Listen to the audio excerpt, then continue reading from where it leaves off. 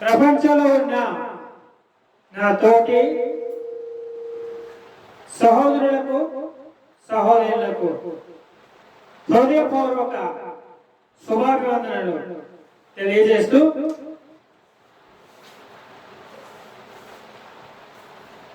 గడిచిన కాలమంతట్లో దేవుడు మనకు ఇచ్చిన కృప ఐశ్వర్యమును బట్టి ఆయనను స్తుతిస్తున్నాం. ఆమేన్.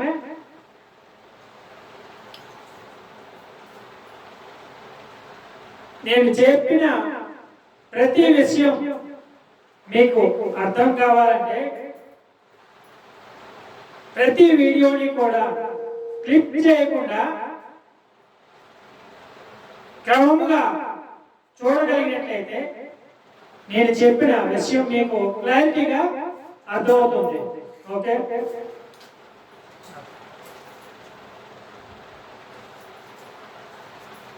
గత వీడియోలో దేవుని యొక్క స్వరూపం అంటే ఏమిటో తెలుసుకున్నారు. ఇప్పుడు దేవుని యొక్క నామం, దేవుని యొక్క నామం అంటే ఏమిటి? దేవుని పేరు. దేవుడు ఒక్కడే అయి ఉన్నప్పుడు ఆయన యొక్క నామం ఒకటే ఉంటుంది. అవును కదా?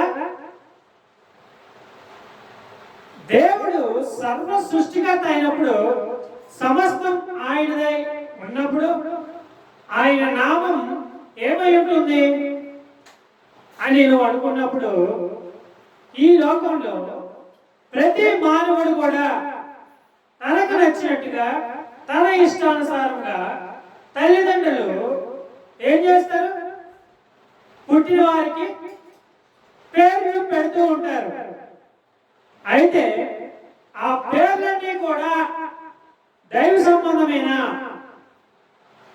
ఎంతమంది పుడితే అన్ని పేర్లు పెడుతూ ఉంటారు. మరి ఇవన్నీ దేవుడి పేర్లేనా అని ఆలోచిస్తే మనం స్వభావ సిద్ధంగా స్వభావాన్ని పోల్చి చూపడానికి ఏం చేస్తారు? వ్యక్తి యొక్క పేరు, వ్యక్తికి పేరు అనేది పెట్టడం జరుగుతుంది కదా. రేపు పొద్దున ఈ పేరుకు తగ్గట్టుగా ఈ వ్యక్తి బ్రతకాలి, జీవించాలి, దానికి సాక్షిగా ఉండాలి అని పేర్లు పెడుతుంటారు కదా. అలాగే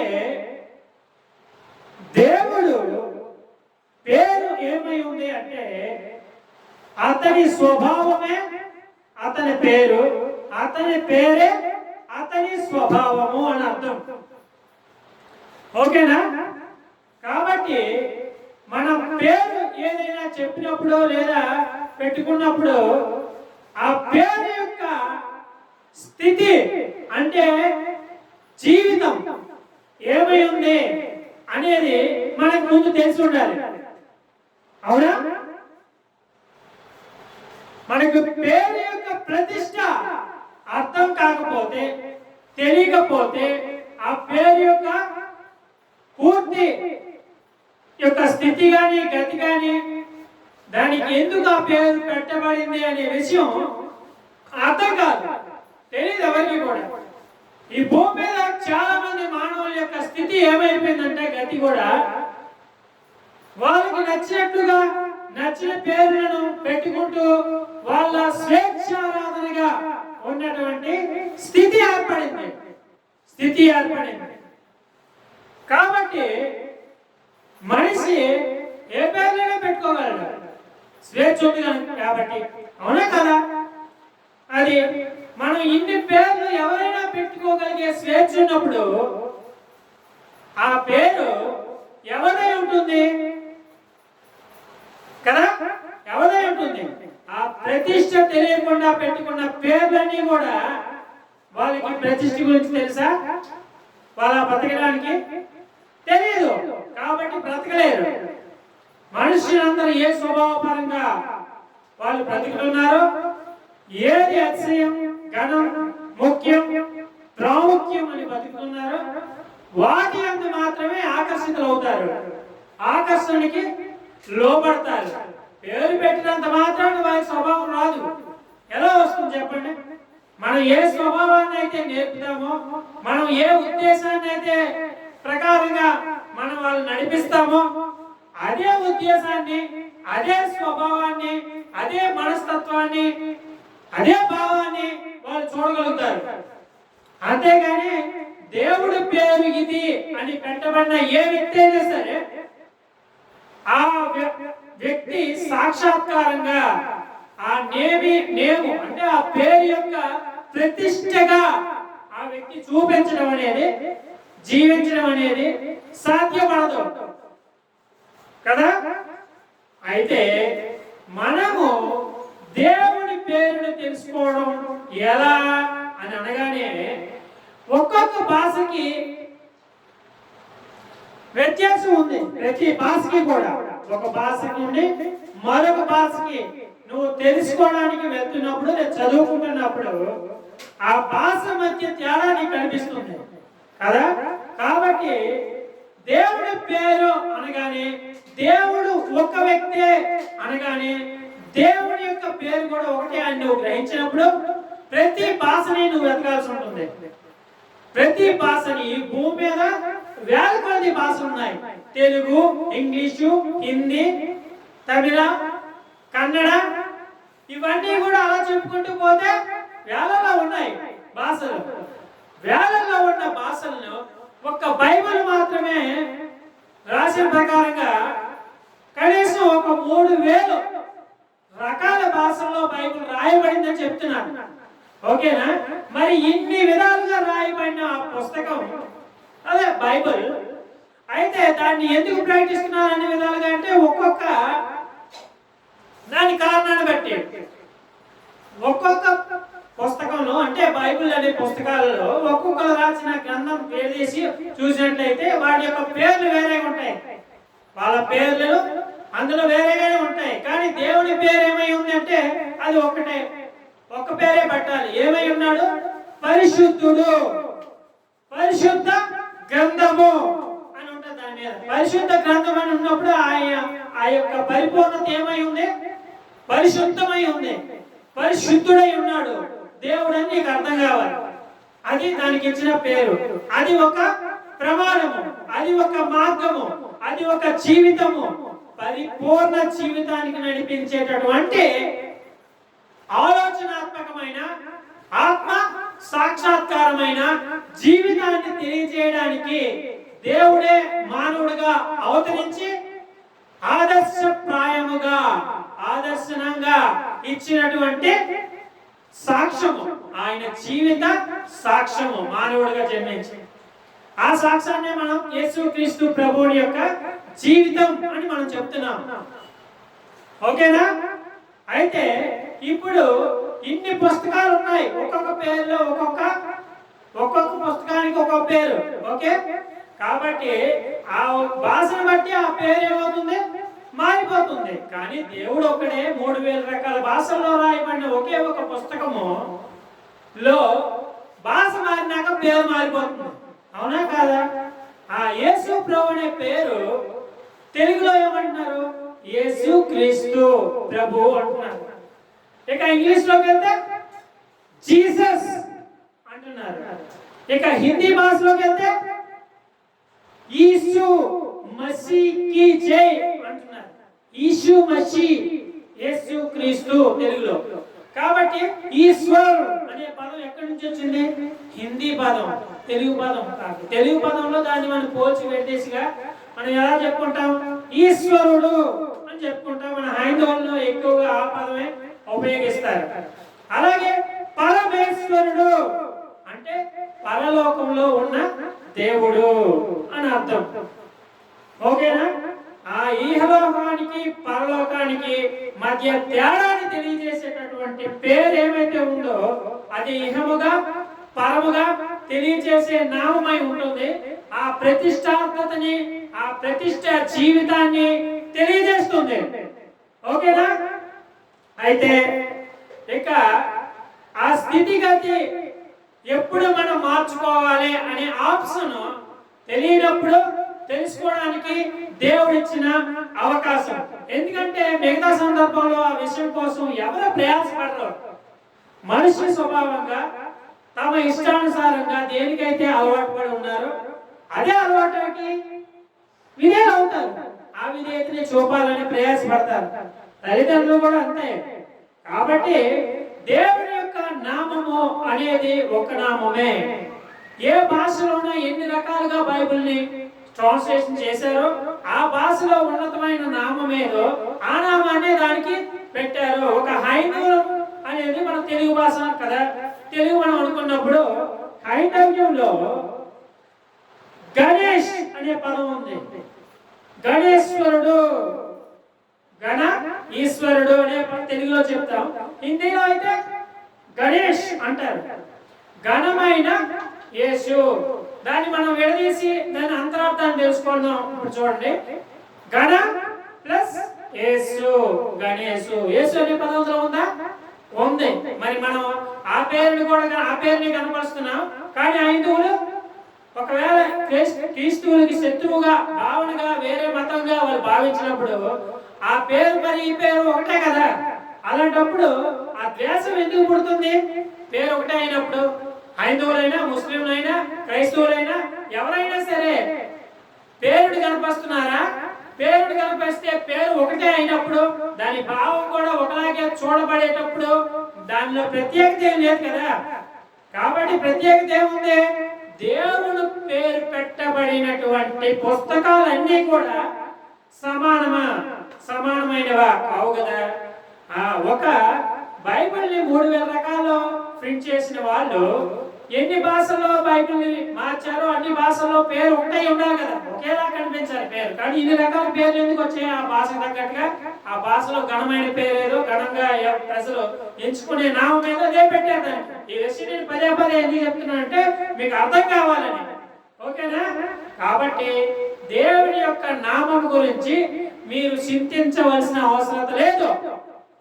అది అన్యులో దాన్ని కనపరుస్తారు, ప్రమాణంలో దాన్ని కనపరుస్తారు. అలాగే శత్రువులు కూడా అదే పేరును వాడుకుంటారు. అపవాది సైతం ఆయన వాడుకుంటున్నదే, ఆడుతున్న విషయమే. ఎందుకని? దేవుడు జీవాంతమైన ప్రమాణమును నెరవేర్చి దాని ప్రతిష్టాంతమైన నామం పెట్టబడినప్పుడు, అది ఘనమైనదని ఎంచబడినప్పుడు, అది సర్వజనంలో అయినా సర్వలోకంలో అయినా ఆ పేరు ఎప్పుడు ఘనమైనదే. యేసు అనే పేరుకి అర్థం రక్షకుడు అని అర్థం. దట్ ఈస్ సెక్యూరిటీ అంటే మీకు తెలుసు కదా, రక్షకుడు, సర్వ మానవాల జీవ ప్రాణి రక్షకుడు దేవుడు. అంటే సమస్తాన్ని సృష్టించి నడిపించేవాడు. ఆయనకి ఏమని వర్ణిస్తావు? ఎన్ని పేర్లని పెడతావు? ఏదైనా ఎన్ని పెట్టినా ఆ సృష్టికర్తకు ఉండేటటువంటి స్వభావం మారదు. ఆ స్వభావ సిద్ధంగా ఆయన పేరు ఎలా ఉండాలో ఆయన ప్రతిష్ఠ కూడా అలాగే ఉండాలి అని దాని అర్థం. అటువంటి వాటిని మనం దేవుడు అని మనం అంటాం. అది కరెక్ట్ అయిన విషయం. మిగతా ఏ విషయంగా స్వరాతగా స్వభావ సిద్ధంగా మనుష్య యొక్క స్వభావ సిద్ధంగా రాసుకున్నటువంటి ఎన్ని పుస్తకాలైనా ఎన్ని సాక్ష్య జీవితాలైనా అది స్త్రీ పోలిక స్వభావ సంబంధమైనవైనా కావచ్చు, పురుషుని పోలిక స్వభావ సంబంధమైన పోలికైనా కావచ్చు. అది కేవలం మనుష్య సహజ సిక్స్త్ సెన్స్ అంటే ఏంటి? ఆ 6 స్వభావాలు కలిగినటువంటి మానవుడు ఆ 6 స్వభావాల్లో శత్రువులైనటువంటి 6 ఏవైతే ఉన్నాయో వాటిని జయించలేని మానవుడై ఉన్నాడు. కాబట్టి అలా జయించలేనప్పుడు మానవుడికి ఏం కావాలి? కృప కావాలి. అపవాదాన్ని జయించలేనప్పుడు అపవాది సింహాసనం మీద అంటే అపవాదికి పైగా నువ్వు యక్షించబడాలి, నువ్వు ఆ కృపను పొందాలి అంటే కృప ఇచ్చేవారు కావాలి కదా. నువ్వు పుట్టింది ఆయన నుండి ఏ ప్రతిష్టలో పుట్టావో నీకు తెలియదు, ఏ ప్రతిష్టని ఆదర్శంగా తీసుకోవాలో కూడా నీకు అర్థం కాదు. అలాంటప్పుడు ఎలా నువ్వు దేవుడిని తెలుసుకోగలవు? ఎలా నీకు దేవుడు అర్థమవుతాడు? ఆయన మనస్సు నీకు ఎలా అర్థమవుతుంది? ఆయన సాక్షాత్కారం నీకు ఎలా అర్థమవుతుంది? ఆయన యొక్క ఉన్నతమైన జీవితం నీకు ఎలా అర్థమవుతుంది, ఆయన సృష్టి నీకు ఎలా అర్థమవుతుంది, ఆయన సృష్టిలో ఉన్న ఆ శక్తులు లేదా శక్తి నీకు ఏం అర్థమవుతుంది? అర్థం కాదు కదా. ఆయన తెలుసుకోవడం అంత ఈజీనా అంటే ఈజీ కాదు, ఈజీ కాదు. తెలుసుకోవడానికి, అర్థం చేసుకోవడానికి నీ మనస్సు ఏమై ఉండాలి? స్థిరమైనదై ఉండాలి. నీ మనస్సాక్షి స్థిరమైనదై ఉండాలి. నీ స్వభావాన్ని కూడా స్థిరపరచుకోవాలి. అప్పుడు మాత్రమే దేవుడు అర్థమవుతాడు. అంతవరకు దేవుడిని నువ్వు అర్థం చేసుకోవడం అసాధ్యమవుతుంది, అసాధ్యమైపోతుంది. నీ స్వభావాన్ని స్థిరపరచుకో, నీ మాటను స్థిరపరచుకో, నీ వివేకాన్ని స్థిరపరచుకో, నీ యొక్క పరిస్థితులను స్థిరపరచుకో. ఓకేనా? గతి కారణంగా అంటే అది మారుతూ ఉంటుంది, అది కారణం కాబట్టి అది స్థిరమైన కారణం కాదు, అది గడిచిపోయే గమనం కాబట్టి దాన్ని మనం స్థిరత్వం అని చెప్పుకోలేము ఈ భూమి మీద. ఓకేనా? అయితే మనం దేవుని యొక్క దర్శనం అంటే ఆ దర్శనానికి ఆయన ఏమై ఉన్నాడో ఆ పేరు కూడా అదే ఉండేది దాని అర్థం. ఓకే, ఇక మీకు పేరు గురించి అర్థమైంది. దేవుడు ఒక్కడే, ఆయనకి సర్వనామం ఒకటే. ఆయన సర్వనామం ఒక్క పేరే.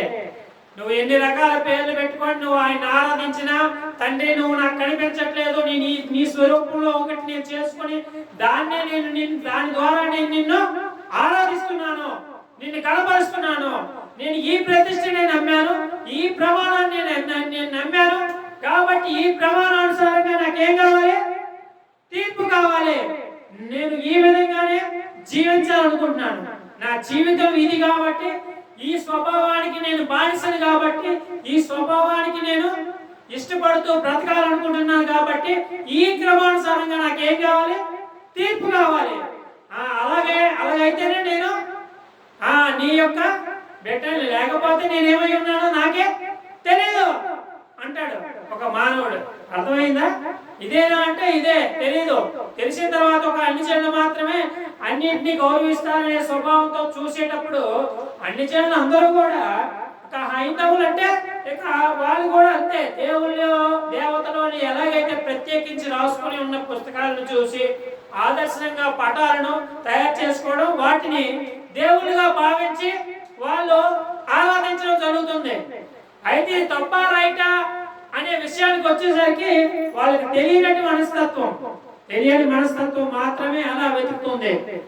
దొరికినదే ఎప్పుడైనా వెతికినప్పుడు దొరికింది అనుకో, ఏదైనా పోగొట్టుకుంటే అది వెతికినప్పుడు దొరికితే సంతోషమే కాదా? సంతోషమే. మరి దొరికినప్పుడు బాధ కాదా? బాధే. బాధ అయినా సరే ఆ బాధతో మనం ఎన్నాళ్ళు బ్రతికి చూపించగలం? బతకలేం కదా. కాబట్టి ఏదైతే మనం పోగొట్టుకున్నామో అది మళ్ళీ తిరిగి సంపాదించుకున్నంత వరకు మనకి బాధగానే ఉంటది. అది పొందుకున్నప్పుడు అప్పుడు సంతోషంగా ఉంటాం కదా. అలాగే అన్య జీవితంలో బతుకుతున్న ప్రతి మానవుడు కూడా అన్య అవసరాల విషయమై, అన్య ఆకర్షణ విషయమై ప్రయాసపడుతున్న వ్యక్తికి దేవుడు ఎవరో అర్థమవుతుందా? తెలుసుకోగలరా? తెలుసుకోలేరు. ఎందుకంటే ఆయన ఆత్మస్వరూపిగా ఉన్నాడు కాబట్టి. ఓకేనా? ప్రభువు యేసుక్రీస్తు ప్రభు ఈ లోకానికి మొదటి జన్మగా రావడం, ఆయన బ్రతికి చనిపోయి తిరిగి లేవడం అన్ని జరిగిపోయినాయి. అవన్నీ సువార్తలో క్లారిటీగా ఉంటుంది. అది సత్యమా, మేము అది నమ్మాలా లేకపోతే వదిలేయాలా అనేది నీ నిర్ణయం అంతే. ఆయన సాక్ష్యం ఇవ్వాలనుకున్నాడు, వచ్చాడు, నీకు సాక్షిగా ఆయన నిలిచాడు, దేవుడిగా నిరూపించాడు. కాబట్టి అది నువ్వు నమ్మొచ్చు, నమ్మకపోవచ్చు. అది నీ స్వేచ్ఛగా నువ్వు భావించుకున్నప్పుడు దానికి సమాధానం ఎక్కువ రావాలి కదా, దానికి నువ్వే సమాధానం.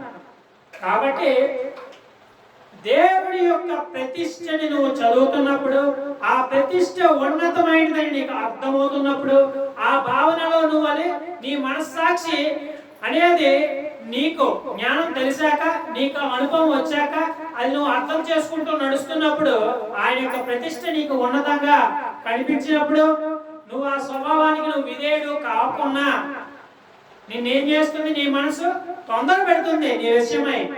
నువ్వు చేస్తున్నది తప్పు, నువ్వు ఆరాధిస్తున్నది తప్పు, నువ్వు చేస్తున్నది స్థిరమైనది కాదు, అస్థిరమైనది, నువ్వు ప్రయాసపడుతున్నది స్థిరమైనది కాదు, అస్థిరమైనది అని నీ మనసు మీద, నీ మనస్సాక్షి మీద నేరస్థాపన ఏం చేస్తుంది?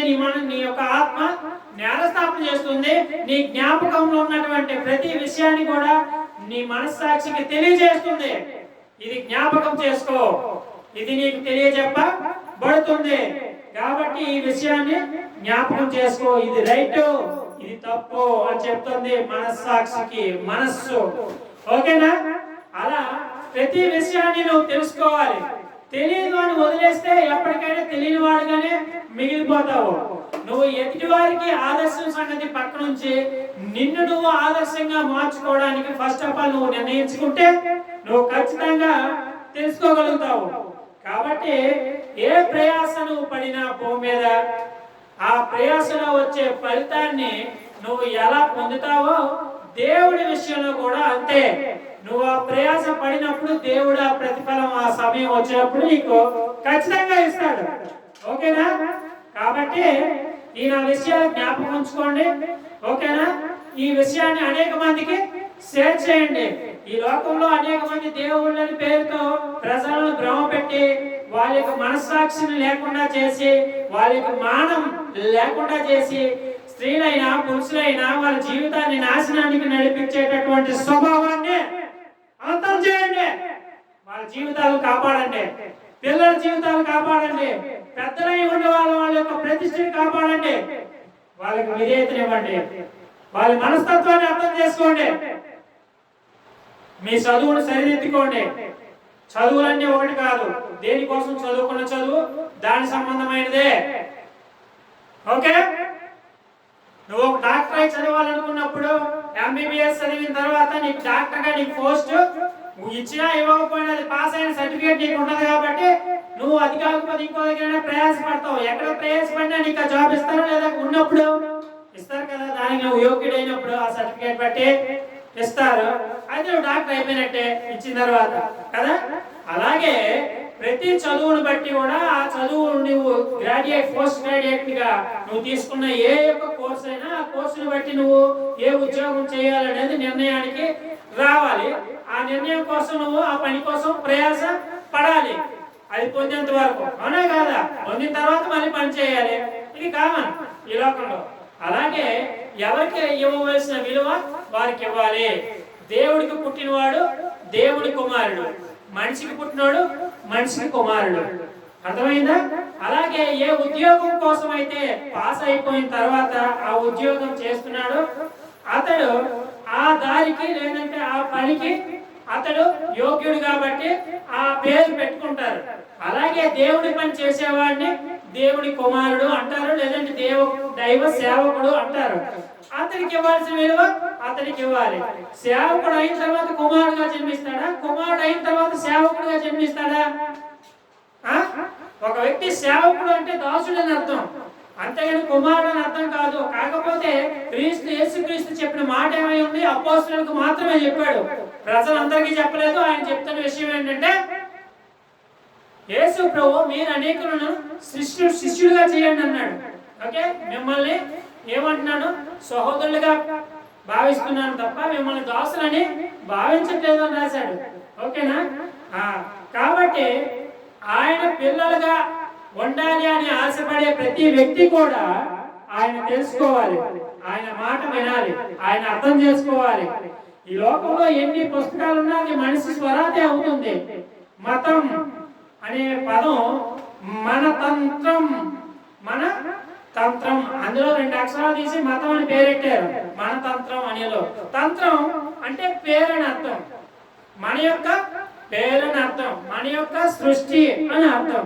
మన యొక్క స్వభావం అంటే ఏమిటో తెలుసుకోవాలంటే మన భాషను బట్టి అది మనకు అర్థమైపోతుంది. మనం ఏ భాషకైతే విధేయులుగా బతుకుతున్నామో ఆ భాషలో అనేక రకాలైన ప్రతిష్టలు రాశారు.